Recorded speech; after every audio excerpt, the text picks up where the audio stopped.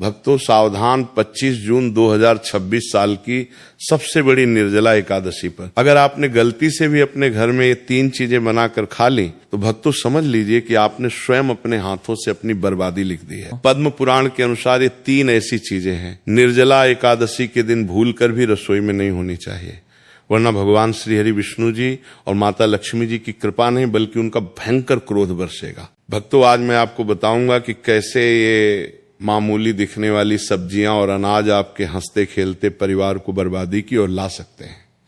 इसलिए वीडियो को शुरू से अंत तक ध्यान से देखिएगा क्योंकि सवाल आपके घर की सुख शांति का है।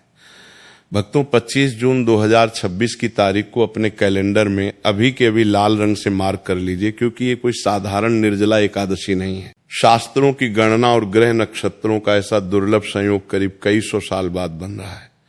लेकिन ठहरिए, अगर आप सोच रहे हैं कि केवल पूजा पाठ कर लेने से सब कुछ ठीक हो जाएगा तो आप बहुत बड़ी गलतफहमी में हैं। शास्त्रों में स्पष्ट लिखा है कि निर्जला एकादशी के दिन अगर आपके घर की रसोई में 3 चीजें गलती से भी बन गई या काट भी ली गई तो भगवान श्री हरि साक्षात विमुख हो जाते हैं और आपके घर का विनाश शुरू हो जाता है। जी हाँ भक्तों, आपने सही सुना।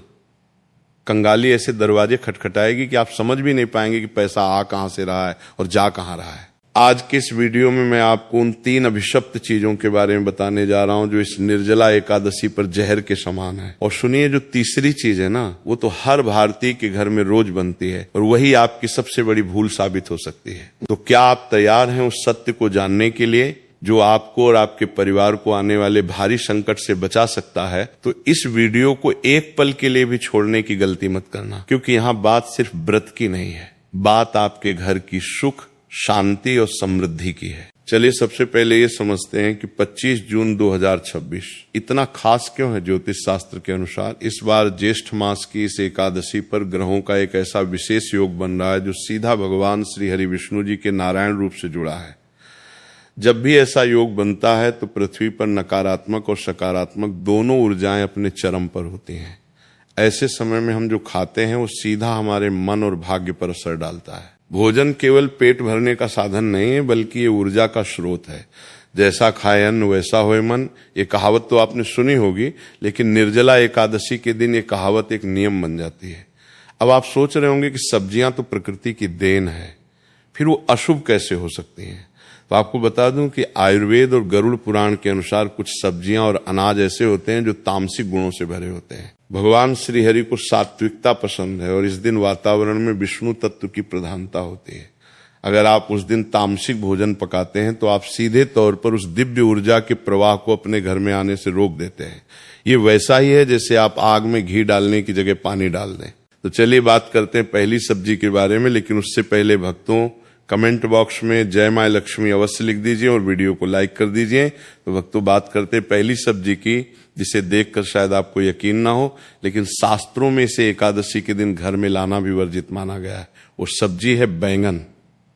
जी हाँ, चौंकिए मत, बैंगन को लेकर हमारे धर्म ग्रंथों में बहुत ही कड़ा नियम है। विशेष तिथियों पर बैंगन खाना मना है, लेकिन निर्जला एकादशी पर तो इसे छूना भी पाप माना गया है। क्या आप जानते हैं क्यों? इसके पीछे एक वैज्ञानिक और आध्यात्मिक दोनों कारण हैं। आध्यात्मिक कारण यह है कि बैंगन को अशुद्ध और चंचल प्रकृति का माना जाता है। पुरानी मान्यताओं के अनुसार इसमें बीज बहुत अधिक होते हैं और ये मन में चंचलता और वासना को बढ़ावा देता है। एकादशी का दिन संयम और साधना का दिन है। हमें अपने मन को स्थिर करना होता है ताकि हम हरि तत्व से जुड़ सकें। अगर आप इस दिन बैंगन की सब्जी बनाते हैं या उसका भरता बनाते हैं तो आपके घर के सदस्यों के मन में क्रोध और आवेश बढ़ेगा।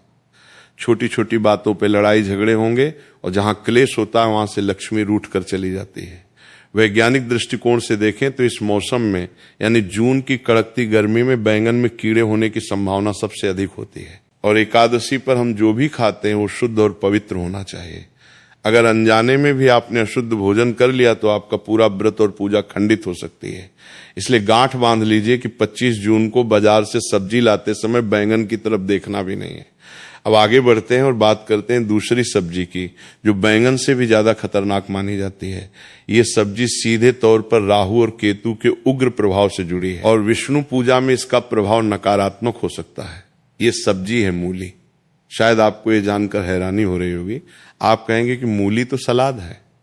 सेहत के लिए अच्छी है। लेकिन रुकिए, हम यहां सेहत की नहीं, हम यहां ऊर्जा और तरंगों की बात कर रहे हैं। मूली को एक तीखी गंध वाली सब्जी माना जाता है और शास्त्रों में कहा गया है कि जिस भोजन में तीव्र गंध हो वो राक्षसी भोजन की श्रेणी में आता है। एकादशी की तिथि बेहद संवेदनशील होती है।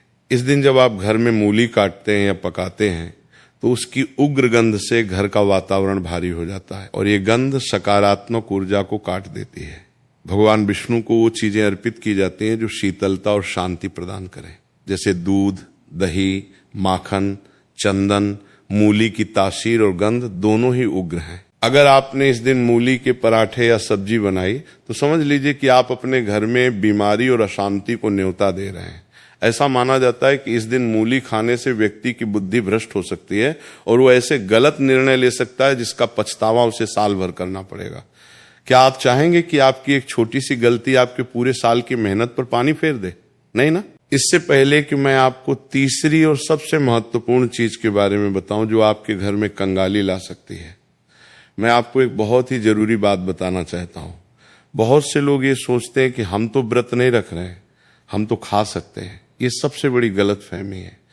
निर्जला एकादशी का प्रभाव पूरी सृष्टि पर होता है, चाहे आप व्रत रखें या ना रखें। अगर आप उस दिन घर में रसोई जला रहे हैं तो नियमों का पालन करना पूरे परिवार के लिए अनिवार्य है। घर का एक सदस्य भी अगर नियम तोड़ता है तो उसका दोष पूरे परिवार को लगता है। अब समय आ गया है उस तीसरी चीज के बारे में जानने का जिसके बिना शायद आपका खाना अधूरा लगता है। लेकिन निर्जला एकादशी के दिन ये चीज भोजन नहीं बल्कि साक्षात दरिद्रता है, और वो है चावल और समस्त प्रकार के अनाज, साथ में प्याज और लहसुन। आप कहेंगे कि ये तो हमें पता है, लेकिन रुकिए, इसमें गहरा रहस्य है जो आपको नहीं पता। लोग अक्सर सोचते हैं कि सिर्फ व्रत वाले को चावल और प्याज, लहसुन नहीं खाना चाहिए, लेकिन शास्त्रों में लिखा है कि एकादशी के दिन इन चीजों का घर में बनना भी महापाप है। चावल को लेकर मान्यता है कि इस दिन चावल खाना साक्षात जीव हत्या के पाप के बराबर है, क्योंकि इसमें जल तत्व अधिक होता है और एकादशी के दिन चंद्रमा के प्रभाव से शरीर का जल अशांत होता है, जिससे मानसिक भटकाव बढ़ता है। वहीं प्याज और लहसुन की उत्पत्ति की कथा समुद्र मंथन से जुड़ी है। जब राहु का सिर काटा गया था तो उसके रक्त की बूंदें धरती पर गिरी थी, जिनसे प्याज और लहसुन की उत्पत्ति हुई। इसलिए इनमें रोग ठीक करने के गुण तो हैं, लेकिन इनका स्वभाव राक्षसी है। निर्जला एकादशी पर ग्रहों की स्थिति ऐसी होती है कि हमारा शरीर ब्रह्मांडी ऊर्जा को ग्रहण करने के लिए एक रिसीवर की तरह काम करता है। प्याज, लहसुन और अनाज तामसिक भोजन है जो हमारे शरीर में आलस्य, अज्ञान और क्रोध पैदा करते हैं। अगर आप इस दिन छोले, पनीर, दाल या कोई भी ऐसी सब्जी बनाते हैं जिसमें प्याज, लहसुन का तड़का लगा हो या चावल पका हो तो आप नारायण की कृपा से पूरी तरह वंचित रह जाएंगे। लेकिन खतरा सिर्फ यही खत्म नहीं होता। एक और चीज है जिसे अक्सर लोग पका लेते हैं और वो है मसूर की दाल। शास्त्रों में मसूर की दाल को तामसिक श्रेणी में रखा गया है और एकादशी पे इसे खाना निषेध है। तो अब सवाल ये उठता है कि आखिर हम खाएं क्या? अगर ये चीजें नहीं बनानी तो क्या बनाना शुभ होगा? इसका जवाब भी हमारे पुराणों में छिपा है। 25 जून 2026 की निर्जला एकादशी पर आप लौकी की सब्जी बना सकते हैं।